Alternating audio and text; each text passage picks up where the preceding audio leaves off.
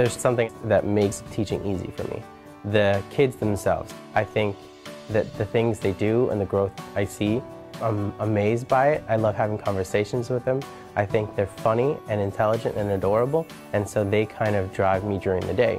Kids are funny. They're different than adults. With adults, I think we are the ones that kind of need to warm up to each other, whereas kids, from the first day they see you, their ability to love without necessarily we earning it is there.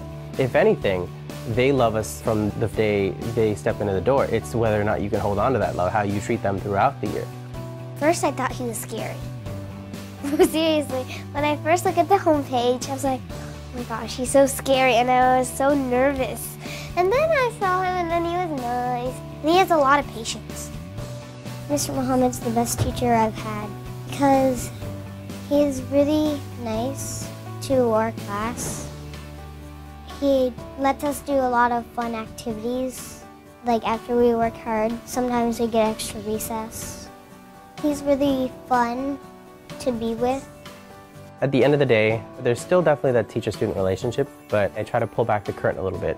It's this idea that I'm not just standing in front of you, pushing things onto you, but I'm kind of guiding you on a process, guiding you on your own journey. And the goal is to take you where you are to as far as you can go. Well, he wasn't really new to me because my brother had him as a third grade teacher, so all the great things that my brother told me about Mr. Mohammed, I was pretty excited because I knew it was going to be a really great year. He's a very trustworthy person, and he's very nice. He's very, very delightful to be with.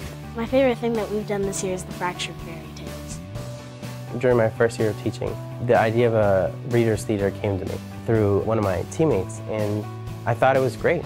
It's oral reading fluency, it's critical thinking and problem solving, because here you have a scenario where you have to create your own costumes, you have to create your own set, you have to work with people around you that I'm going to choose for you, you're not going to choose your group. And I thought that it was a nice culminating activity at the end to kind of demonstrate their growth. There's this whole production that they have to put on, and it really is entirely on them to kind of work through that. And as the years have progressed, we've kind of gotten deeper and further with it, whereas now kids are memorizing their parts, and now the kids are evaluating each other's character voices and inventing their adaptations, if it were.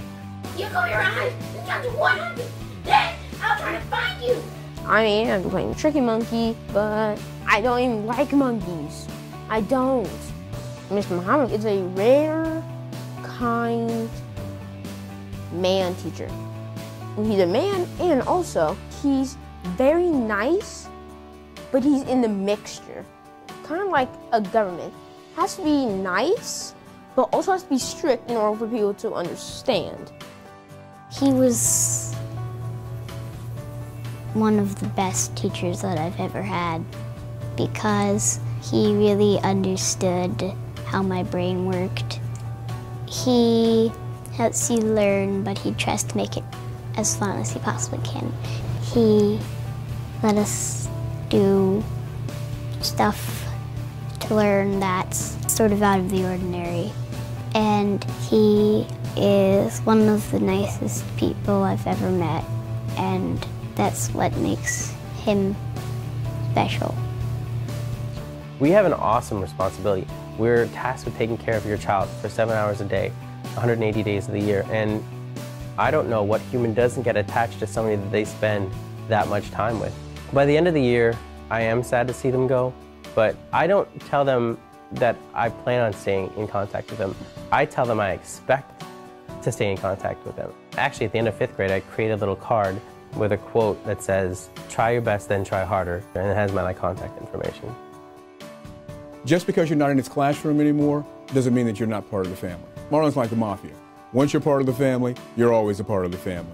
I anticipate that 10, 15 years down the road, the students that Marlon taught during his first year who will have graduated from college, they will pick up the phone and call him and thank him for being the type of teacher that he was, but more importantly, the type of person that he was.